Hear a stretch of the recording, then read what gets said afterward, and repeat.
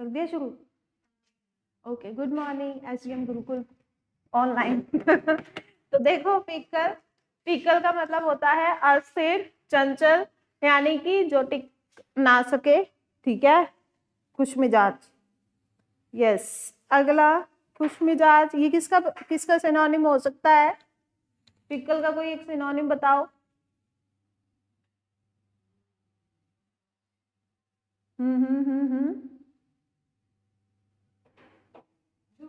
Jubilant, very good. Jubilant मतलब word बताया था एक, उसका मतलब क्या होता है? उल्लासित, हमेशा खुश रहने वाला। तो उसका सिनोनिम भी बन सकता है ये फिकल, ठीक है। यस, ऐसे ही दिमाग लगाना होता है बेटा, ठीक है। ये नहीं कि जब वो कैप पढ़ेंगे तभी याद करेंगे। ऐसे जब कोई वर्ड सामने आ जाए, अरे इससे रिलेटेड तो वर्ड किया था, कौन सा था, वो याद साथ के साथ कर लोगे तो सही रहोगे। नेक्स्ट वर्ड है आपका फ्लिम्जी।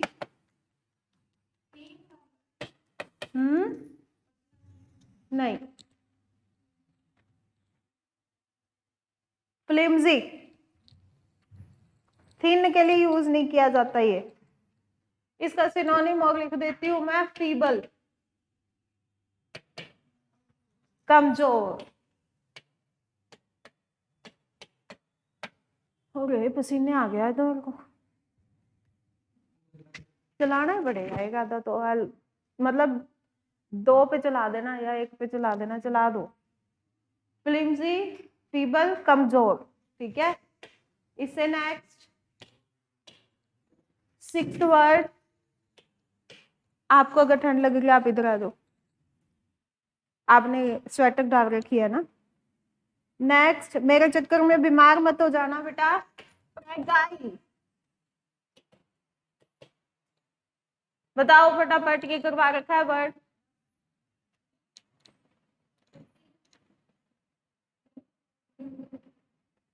ये तो दक्षिणा को याद रहता है हमेशा। भंगुर, फ्रेगाइल यानी कि भंगुर, नाजुक, ठीक है। जैसे ये यूज किया जा सकता है गर्ल्स के लिए, ठीक है, नाजुक, फ्रेगाइल। कांच की जो बोतल होती है उसके लिए भी यूज किया जाता है फ्रेगाइल, ठीक है। मेरा सिर्फ आपको याद कराने का मोटिव है, जैसे मर्जी कर लो। नेक्स्ट है हमारे पास गैरुलस। हाँ, बात तो नहीं, लड़कियां फ्रेगाइल होने के साथ साथ क्या होती है? गैरुलस। बात तो के तो पीर होती है, बात तो नहीं, सच में होती है गैरुलस, बात तो नहीं। पर ये डिपेंड करता है कि सामने कौन है। सामने अगर मम्मी है तो बहुत ही अच्छे तरीके से बात, चाहे कुछ मर्जी बता दो। सामने अगर सास है तो फिर नहीं, ठीक है। तो गैरुलस होता है बात तो नहीं। नेक्स्ट वर्ड है हमारे पास हेस्ट। जल्दी बताएंगे बेटा, हेस्ट,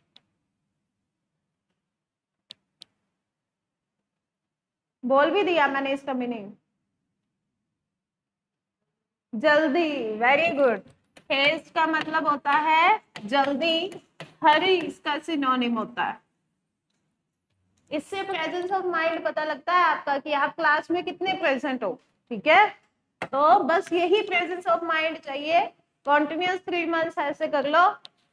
इंग्लिश में तो नहीं करते, बाकी पता नहीं मुझे। नेक्स्ट है हमारे पास वर्ड इनक्रेडिबल।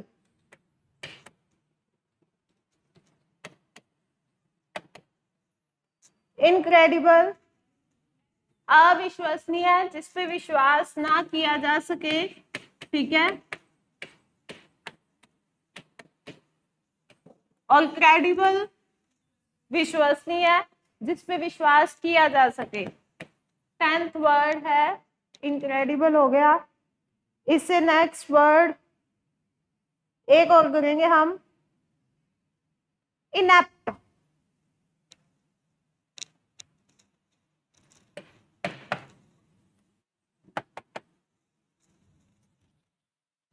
इसका एक सिनोनिम किया था हमने, क्लमजी,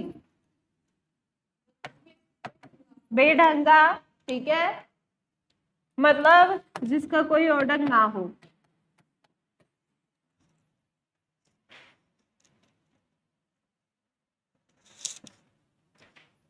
ये 10 वर्ड हमने कर लिए हैं बेटा।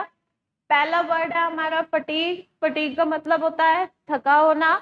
Today I am feeling fatigue early in the morning, सुबह सुबह ही थकी हुई हूँ। फीबल, फीबल का मतलब क्या होता है? कमजोर। ठीक है, like Mukesh sir is feeble as comparison to me. ठीक है, कि मुकेश सर जो है मेरे मुकाबले में क्या है? कमजोर। फेरोशियस, फेरोशियस का मतलब होता है उग्र। There is ferocious dog in our street, हमारी गली में एक उग्र कुत्ता है। फिकल, फिकल का मतलब होता है अस्थिर और चंचल। Fickle is one of the adjectives that must be added in the personality of the girls. कि फिकल एक ऐसी पर्सनालिटी है जो लड़कियों में होनी चाहिए, चंचल होनी चाहिए लड़कियां। ठीक है, क्योंकि अगर लड़कियों का बचपना गया तो लड़की लड़की नहीं होती। ठीक है, नेक्स्ट है फ्लिम्जी। फ्लिम्जी और फीबल दोनों का मतलब क्या होता है? कमजोर। ये सेम बना लोगे, सिनोनिम है। ठीक है, इससे नेक्स्ट फ्रेगाइल। फ्रेगाइल का मतलब होता है भंगुर, नाजुक। Don't hit the baby, the baby is fragile, कि बच्चे को मत मारो भाई, अभी वो नाजुक है, कमजोर है। या फिर कई होते हैं ना भी हाथ ही खींचते रह जाते हैं, इधर आ, बस वो खींचा हाथ इतने में निकल जाता है उसका हाथ, है ना, तो वो फ्रेगाइल होते हैं। गैरुलस, गैरुलस का मतलब होता है बातुनी। इसके तो सेंटेंस बनाने की जरूरत ही नहीं आई थिंक, पर बना देते हैं। Girls are more garrulous than the boys. ठीक है, कि गर्ल्स ज्यादा बातुनी होती है, बॉयज से सच्चाई है भाई, इसमें कोई दुराई नहीं है। हेस्ट, हेस्ट का मतलब होता है जल्दी, हरी। I was giving the exam, oh sorry, I was taking the exam and suddenly the invigilator asked me to haste, कि मैं एग्जाम दे रहा था और अचानक से ही इन्विजिलेटर ने कहा जल्दी करो। ठीक है, यही कहते हैं ना जल्दी कर लो भाई, 5 मिनट रह गए। इनक्रेडिबल, इनक्रेडिबल का मतलब होता है बेटा अविश्वसनीय।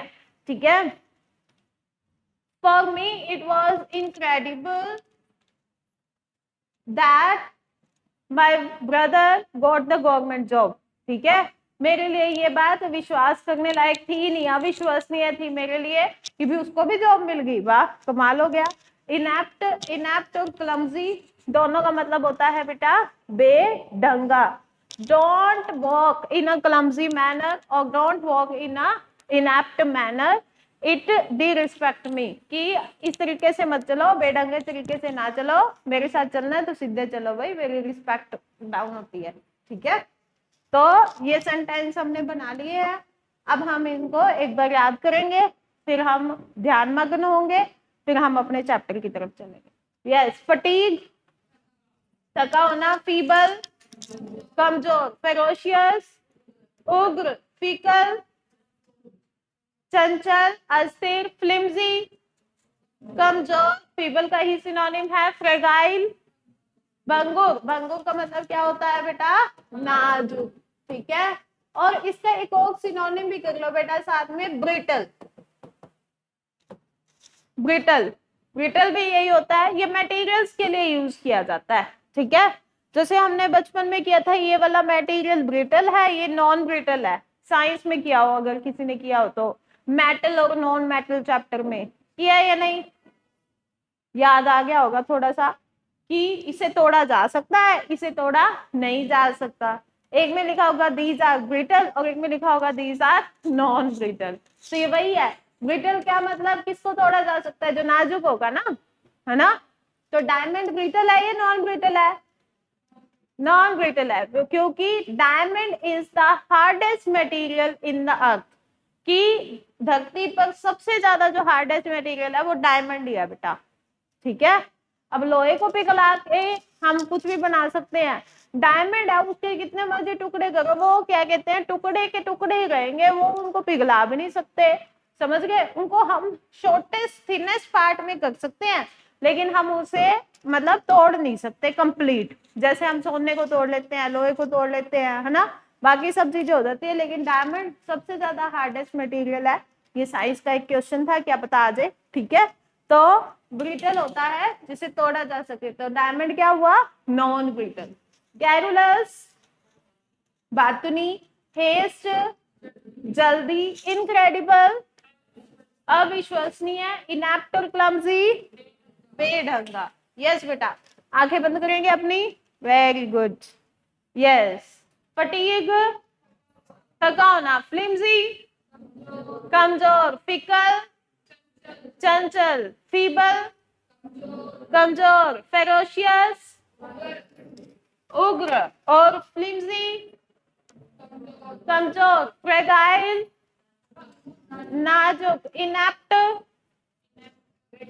बेढंगा, क्लमजी बेढंगा, हेस्ट जल्दी, इनक्रेडिबल अविश्वसनीय, गैरुलस बातुनी। Very good. अब ये हो गया हमारा। अब हम आ जाते हैं एडवर्ब के चैप्टर पर। 10 वर्ड डेली के बहुत है, इससे ऊपर नहीं करने हैं हमने, ठीक है। देखिए, अब एडवर्ब का चैप्टर हम कर रहे थे, आपको मैंने इसकी डेफिनेशन बताई थी कि एडवर्ब हमारे पास एक ऐसे वर्ड होते हैं जो नाउन और प्रोनाउन को छोड़ के बाकी सब चीजों को क्या करते हैं बेटा, मॉडिफाई। मॉडिफाई का मतलब क्या है कि उसके अंदर मीनिंग ऐड कर देते हैं, ठीक है, उसके अंदर कुछ ना कुछ इंफॉर्मेशन ऐड कर देते हैं। तो एडवर्ब किसको मॉडिफाई कर सकते हैं, वर्ब को भी कर सकते हैं, एडजेक्टिव को भी कर सकते हैं, फ्रेज को भी कर सकते हैं, दूसरे अनदर एडवर्ब को भी कर सकते हैं। एडजेक्टिव को मॉडिफाई नहीं कर सकता, एडजेक्टिव सिर्फ किसको कर सकता है, नाउन या फिर प्रोनाउन। एडवर्ब सेंटेंस को भी मॉडिफाई कर सकता है, ठीक है, जैसे हमने ये पढ़ा था, fortunately he reached there in a time. देखिए बेटा, यहाँ पे एक प्रेपोजिशन का रूल क्लियर कर देती हूँ, कल नहीं करवाया, अब ध्यान में आ गया तो अब करवा रही हूँ। यहाँ पे देखिए बेटा क्या लगा रखा है, इन टाइम, यहाँ पे ये नहीं लगा रखा ऑन टाइम। तो इन और ऑन में क्या फर्क हुआ,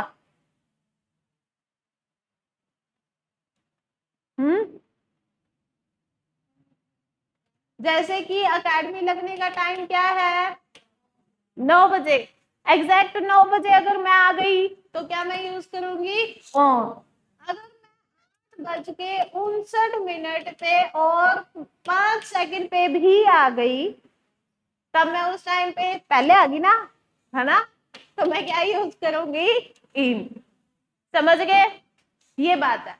तो fortunately he reached there in time, इसका मतलब जो भी टाइम था उससे पहले पहुंच गया वो, ठीक है। आगे हमने ये वर्ड्स किए थे कि हमारे पास कुछ एक एडवर्ब्स है, जैसे ओनली, मेयरली, चीफली, सॉनली, ये सभी के सभी वर्ड्स उसी के आगे ही आएंगे जिसको हमने क्या करना है, मॉडिफाई। फिर हमने किया एडवर्ब ऑफ फ्रीक्वेंसी, जिसमें किसी काम के होने का बोध हो कि कितनी बार होता है, 0%, 1%, 100%, 50%।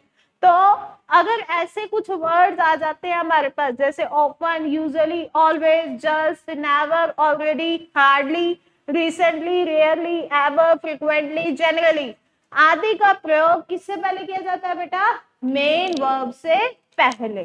तो रूल क्या है हमारा कि एडवर्ब ऑफ फ्रीक्वेंसी किससे पहले यूज की जाती है, मेन वर्ब से पहले और हेल्पिंग वर्ब के बाद।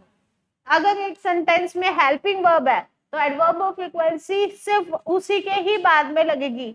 अगर एक सेंटेंस में सिर्फ मेन वर्ब है तो मेन वर्ब से कहां लगेगी, पहले।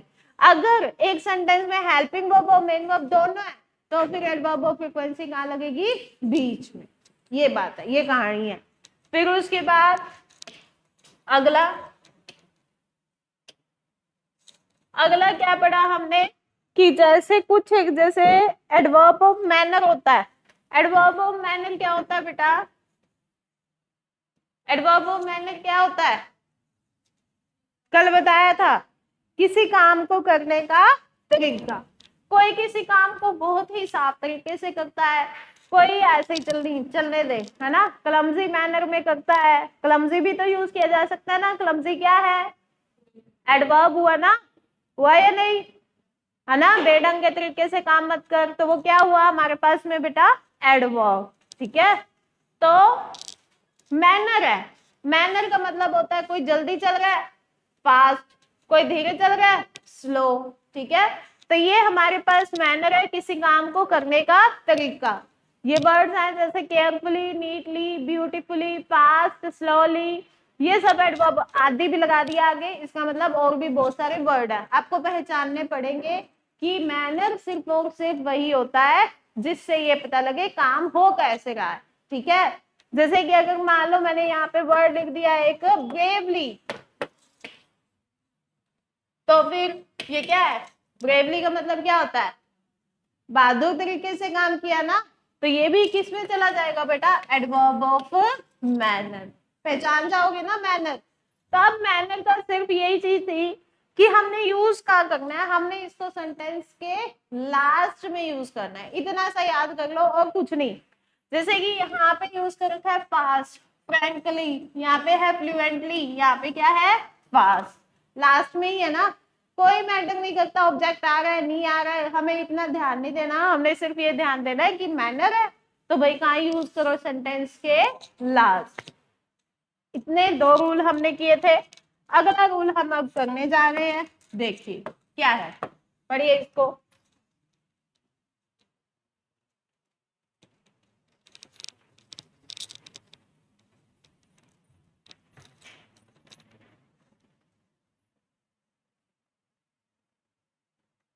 जितनी लगन से अब मेहनत कर रहे हो ना आप सभी, उतनी ही लगन से कॉन्टिन्यूसली 5-6 महीने कर लो बस।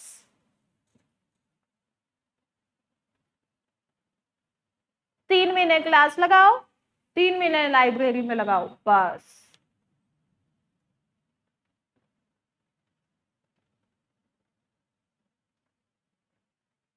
समझ आ गया?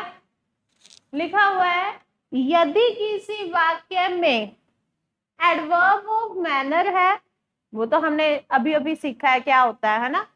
अगला क्या है, एडवर्ब ऑफ प्लेस और एडवर्ब ऑफ टाइम। देखो मैनर तो हमने सीख लिया, प्लेस का भी आप सभी को पता है कि प्लेस क्या होता है, प्लेस कोई जगह के बारे में बात की जा रही होगी है ना, प्लेस जगह ही होता है। जैसे कि अकेडमी की बात कर दी, घर की बात कर दी, इंस्टीट्यूट की बात कर दी, बस स्टैंड की बात कर दी, रेलवे स्टेशन की बात कर दी, जगह है ना। तो वो सब ऐसे वर्ड जिससे जगह पता लगे, वो सभी के सभी क्या होते हैं बेटा, एडवर्ब ऑफ प्लेस। समझ गए? सभी के सभी प्लेस हो गया जिससे जगह पता लगे। जैसे मान लो मैंने वर्ड एक लिखा, यहाँ पे जरूरी थोड़ा एक पर्टिकुलर ही आएगा, मैंने वर्ड लिख दिया हेयर, ये भी क्या है, एडवर्ब ऑफ प्लेस। मैंने कहा यहाँ पे हेयर, तो मतलब प्लेस है ना। मैंने बोल दिया देयर, तो वो भी क्या है, एक प्लेस। तो वर्ड ऐसा जिससे प्लेस पता लगे, वो किस में चला जाएगा बेटा, एडवर्ब ऑफ प्लेस में। और एडवर्ब ऑफ टाइम, जिससे किसका पता लगेगा, अब टाइम का। नॉर्मल सी बात है, जैसे इसमें लिखा हुआ है यस्टरडे, मतलब कल, टाइम पता लग गया ना। परसों टाइम पता लग गया, आज टाइम पता लग गया, ठीक है, टुमारो टाइम पता लग गया। तो ऐसे वर्ड्स, जैसे मैंने बोल दिया नाइट, तो वो भी क्या है, टाइम पता लग रहा है ना। मॉर्निंग टाइम पता लग रहा है। तो ऐसे वर्ड्स जिससे टाइम पता लगे, वो किस में चले जाते हैं बेटा, एडवर्ब ऑफ टाइम। अब ये 3 चीजों की बात हो रही है बेटा। हमने जैसे किया एडवर्ब ऑफ मैनर, अगर सेंटेंस में अकेला आ रहा है तो कहां पे आएगा, लास्ट में।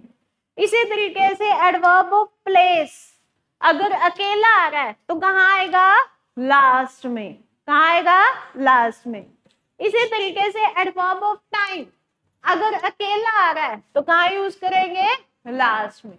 जैसे कि अगर मान लो ये सेंटेंस सिर्फ इतना होता, शी sang ब्यूटीफुली, तो मैनर कहां पे आ गया बेटा, लास्ट में। अब ब्यूटीफुली नहीं है, यस्टरडे भी नहीं है, she sang at my home, तो ये हमारे पास एडवर्ब ऑफ प्लेस कहां आ रहा है, लास्ट में। लास्ट में ही आएगा ये। इसी तरीके से अगर ये दोनों नहीं है तो सिंपल शी sang yesterday, तो ये भी कहां आ रहा है, लास्ट में। जब अकेले आएंगे तब तो हमारे को कोई प्रॉब्लम नहीं है, लास्ट में यूज करने हैं, है ना। लेकिन अगर ये तीनों इकट्ठे आ जाएंगे तो भी प्रॉब्लम क्रिएट हो जाएगी।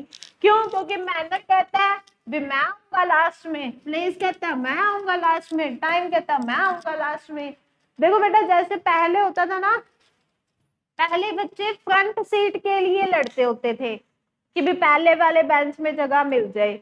अब बच्चे लड़ते हैं लास्ट वाली सीट के लिए कि लास्ट में मिल जाए जगह। देख लो आपके सामने ही है या नहीं? दो बेंच खाली पड़े हैं ना, पड़े हैं या नहीं? और इसमें भी देख लो। तो वही चीज है, जब बचपन में आपने कभी किसी ने किया है ऐसे कि मैं पहले पे बैठूंगा? किसने किया? Raise your hand. अब कहाँ गए वो दिन? अब क्या हुआ? हाँ, अब हम बड़े हो गए इसीलिए। पहले तो मैडम हमारे को मार सकते थे, छोटे थे ना तो मार सकते थे, तो फिर भी हम आगे बैठते थे। लेकिन अब तो मैडम हमारे को कुछ कह भी नहीं सकते और फिर भी हम पीछे बैठते हैं। ऐसा क्यों? चलो अपने अपने रीजन होते हैं सभी के, ठीक है। तो वही अब है, ये मैनर, प्लेस और टाइम है, ये भी तुम्हारे जैसे ही है। ये कहाँ बैठते हैं? सेंटेंस के लास्ट में। अब तीनों में लड़ाई हो जाएगी ना, अगर मान लो ये तीनों के तीनों इकट्ठे क्लास में आ गए, फिर लड़ाई हो जाएगी। एक बेंच पे तीन नहीं बैठेंगे, ये दोस्त भी नहीं है ये, ठीक है। ये कहते हैं कि मैं लास्ट में बैठूंगा, बस सबसे लास्ट वाले में। तो इसीलिए हमने इनका ऑर्डर बना दिया, इंग्लिश में लड़ाई नहीं करवाते होते, ठीक है। तो ऑर्डर बना दिया, सबसे पहले क्या आना चाहिए? मैनर, तरीका होना चाहिए ना बंदे को, तो इसीलिए सबसे पहले किसको लगा दिया? मैनर को। फिर उसके बाद क्या लगा दिया? प्लेस। फिर उसके बाद क्या लगा दिया बेटा? टाइम, ठीक है। अब अगर आपको नहीं याद रहता तो ये याद रख लो कि जो मैनर होता है ना, मतलब तरीका, शिष्टाचार, सभ्याचार, कौन सिखाता है? हमेशा पीटी टीचर ही सिखाता होता है, ठीक है। पीटी टीचर था तुम्हारे इस टाइम पे? बस फिर वही है ये, ठीक है। तो मैनर कौन सिखाता है? PT teacher. तो आपको ये याद रह जाएगा, MP ये ऑर्डर है बेटा।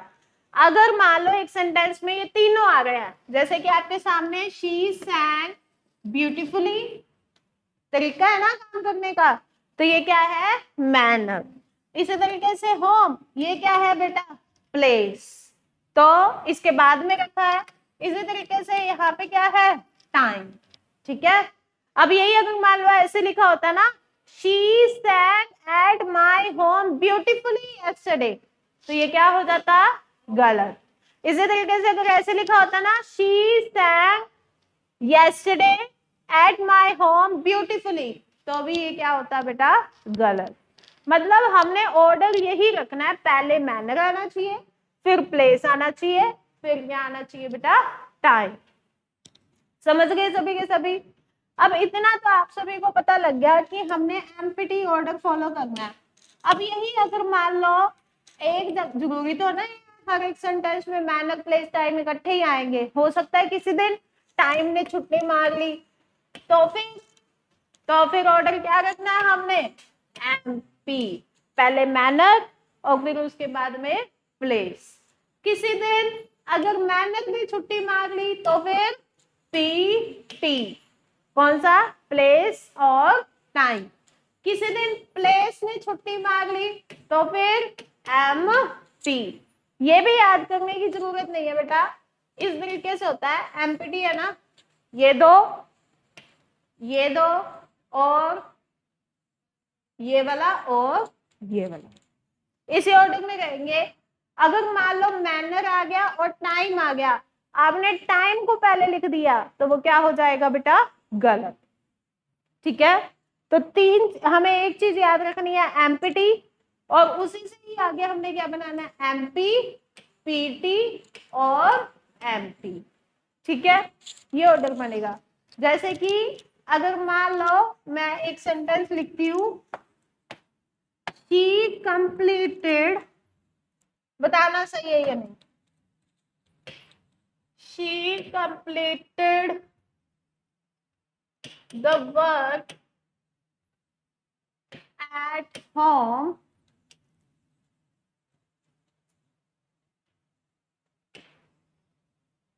bravely विदाउट anyone's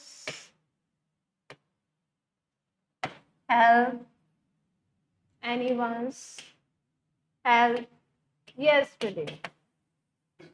ये सेंटेंस है, गलत है? इतना लंबा सेंटेंस बोल दिया, लिखा मैंने, कहते गलत है। देखो यहाँ पे क्या यूज कर रखा है, एट होम, क्या है ये, प्लेस, ये क्या है, मैनर, और ये क्या है, टाइम। ऑर्डर क्या बन गया, PMT, होना क्या चाहिए, बस हो गया। सभी को ये रूल भूलेगा ना नहीं कभी, अभी कोई बात नहीं, 2 दिन बाद पूछ लूंगी मैं आपसे, अभी तो कह रहे हो। अगला देखते हैं क्या है, चले आगे। देखो ये वही है, ठीक है, जो आपको अभी बताया है कि नहीं, ये अलग है, ये वर्ड्स अलग है। हमने ऑर्डर किया अभी MP, PT और MT।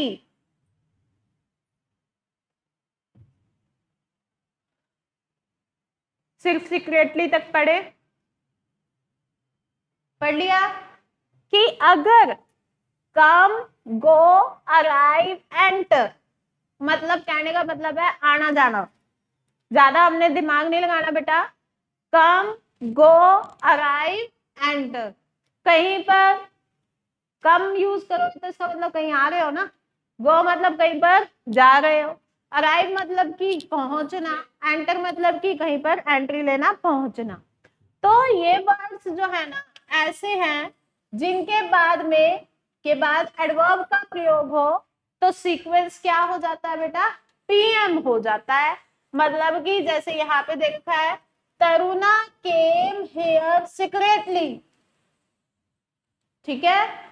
अब यहाँ पे कौन सा वर्ड यूज कर रखा है, केम यूज कर रखा है ना, आने जाने वाला वर्ड यूज हो गया ना।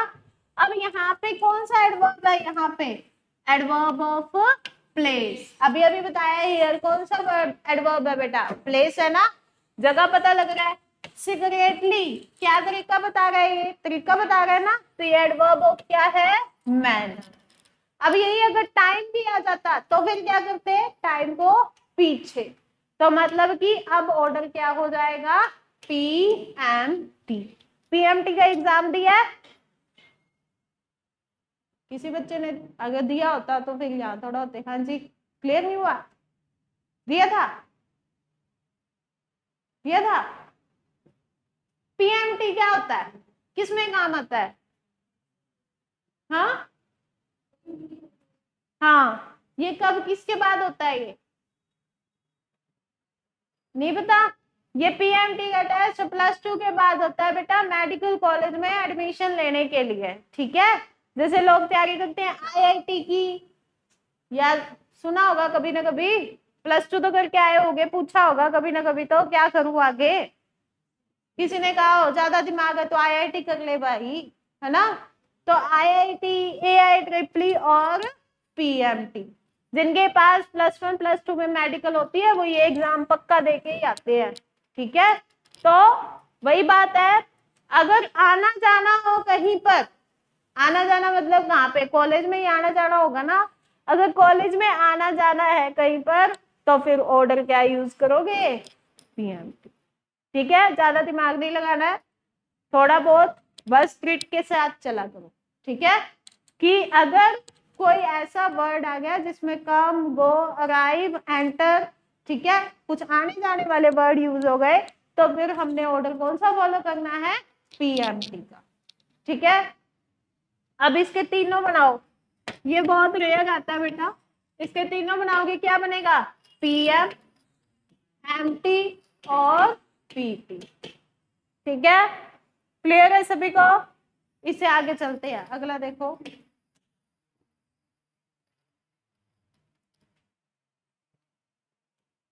बहुत ही इंपॉर्टेंट है बेटा ये, बताती हूँ क्यों, पहले पढ़िए।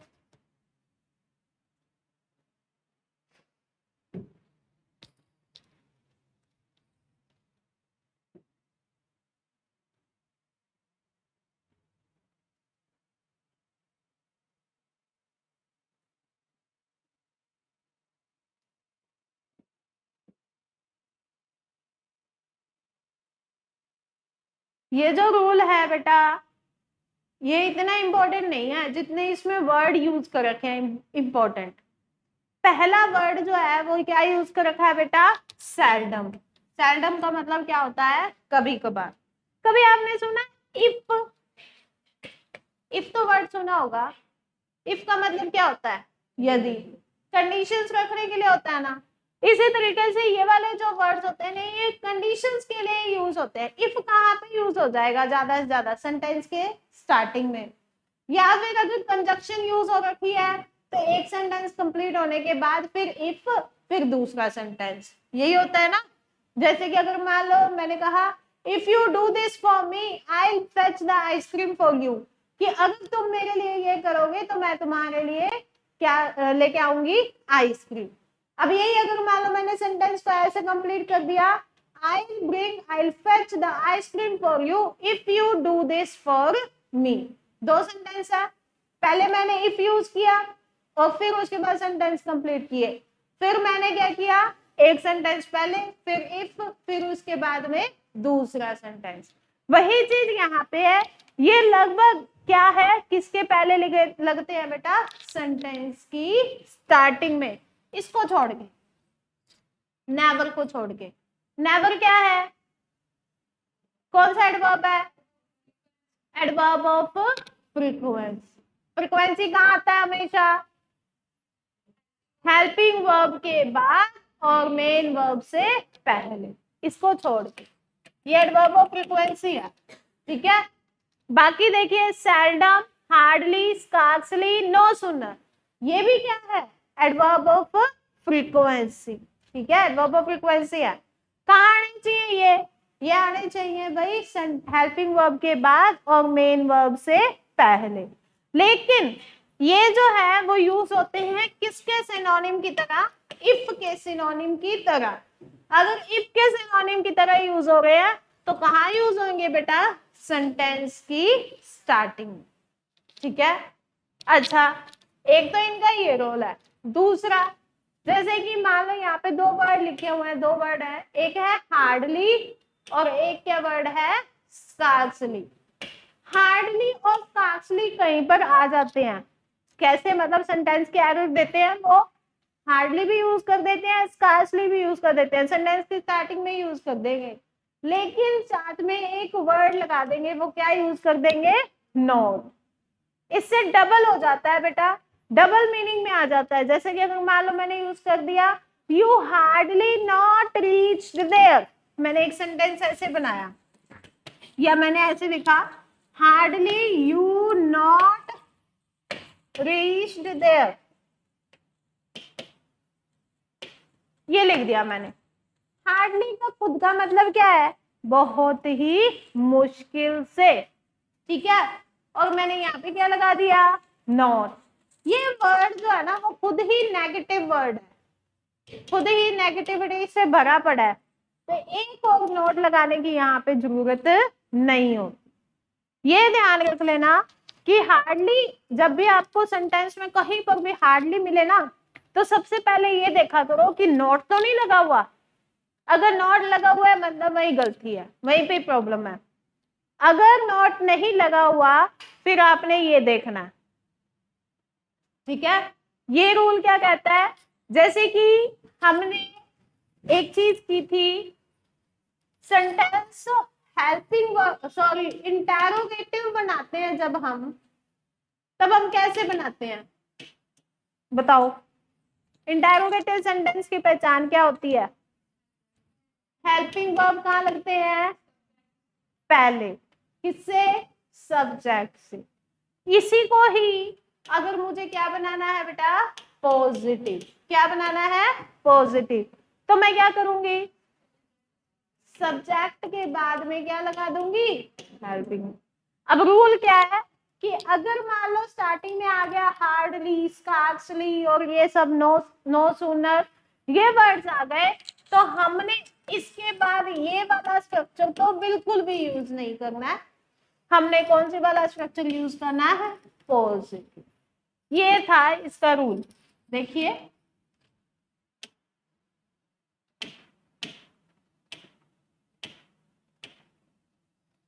देखिए seldom does she, does क्या है, हेल्पिंग वर्ब है या नहीं, है या नहीं है। और यहाँ पे क्या है बेटा, शी, ये क्या है हमारे पास में सब्जेक्ट। ये गलती होगी मेरे से, अगर सेल्डम और हार्डली आ जाए तो फिर इंटेरोगेटिव वाला स्ट्रक्चर फॉलो करना है। यहाँ पे इंटेरोगेटिव वाला स्ट्रक्चर है या नहीं है ठीक है। अगर मान लो ये ऐसे लिखा होता ना, seldom she does go there, तो ये सेंटेंस सही है या गलत है, गलत है। क्यों, क्योंकि ये स्ट्रक्चर क्या है हमारे पास में, पॉजिटिव। इसको कैसे यूज करना था हमने, seldom does she go there. Clear हो गया सभी को, ये चीज है। अब देख लो देयर, देयर क्या है, कौन सा एडवर्ब है, कहां पे आ रहा है, आ रहा है या नहीं, ठीक है। नेक्स्ट अगला सेंटेंस और देखते हैं हम। Hardly had she gone out when she came. यहाँ पे देखो बेटा कौन सा वर्ड आया है, हार्डली, और स्ट्रक्चर कौन सा यूज कर रखा है, ये क्या है, हेल्पिंग वर्ब, ये क्या है हमारे पास में सब्जेक्ट। सही है या नहीं, सही है, इंटेरोगेटिव का स्ट्रक्चर फॉलो कर रखा है। तो हमने यहाँ से बेटा 3 चीजें सीखी है। क्या सीखी है कि seldom, hardly, never, scarcely, no sooner, ये अगर एडवर्ब ऑफ फ्रीक्वेंसी के तरीके से आ रहे हैं तो पोजीशन कहाँ रखो, हेल्पिंग वर्ब के बाद, मेन वर्ब से पहले। चीज दे रहा है क्या उसको छुपा के कोई, फिर मेरे को मैडम को नहीं देनी ये खाने के लिए, है ना, कुछ तो दिया है, क्या है ये,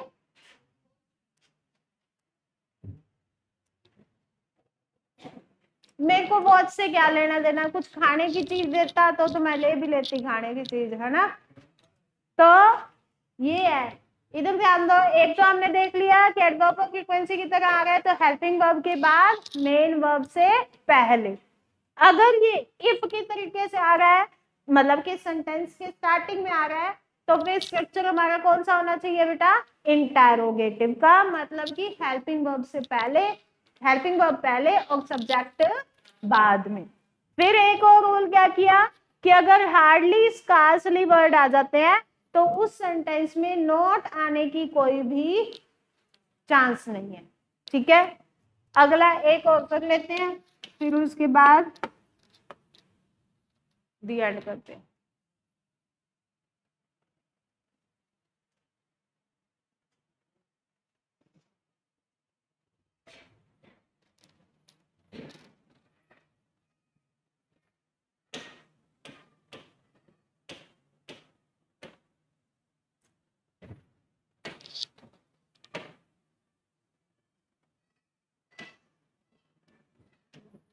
है ना,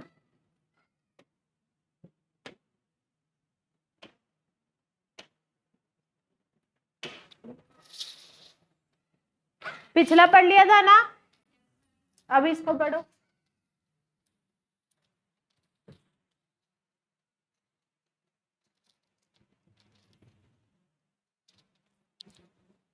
छोटा सा सिंपल सा प्यारा सा रूल है, क्या, टू और वेरी का अगर मान लो टू यूज हो रहा है, TOO, तो इसका मतलब है काम क्या है, नेगेटिव, मतलब कुछ गलत बोल रहे हैं हम, ठीक है। अब यही अगर मान लो मुझे कुछ अच्छा बताना है तो मैं क्या यूज कर दूंगी, वेरी, ठीक है। शी इज वेरी ब्यूटीफुल, सही है। शी इज टू ब्यूटीफुल, क्या है, गलत, ठीक है। शी इज टू टॉकेटिव, ये क्या है, सही। मतलब अगर कुछ मुझे नेगेटिव बताना है तो मैं क्या यूज करूं बेटा, टू, TOO, और यही मुझे कुछ पॉजिटिव दिखाना है तो मैं क्या यूज करूंगी, very. Nupur is very beautiful, यहाँ पे ब्यूटीफुल से पहले क्या यूज किया है, वेरी।